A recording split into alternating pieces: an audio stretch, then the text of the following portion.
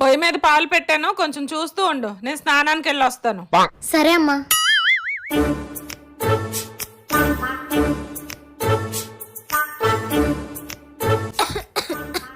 Water తాగాలి.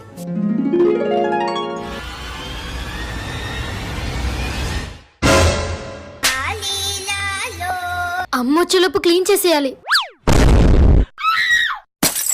ఇప్పటి వరకు ఇక్కడే ఉన్నాను. వాటర్ తాగుదామని వెళ్ళొచ్చేసరికి పొంగిపోయాయి. నీ కాకమ్మ కబుర్లు నా దగ్గర కాదు, ఇంకెవరికైనా చెప్పు. అమ్మా నేను నిజం చెప్తున్నానమ్మా.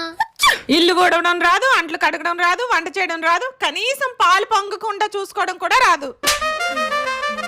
రేపు అత్తారింటికి వెళ్ళాక ఏం వెలగ పెడతావో ఏంటో. అమ్మా పొంగిపోయింది పాలే. ఎవరినో మటర్ చేసినట్టు అలా తిడతావేంటి? తల్లులన్నాక తిడతారు, పిల్లలన్నాక పడాలి. అది సృష్టి ధర్మం. అమ్మను మించి దైవం ఉన్నదా?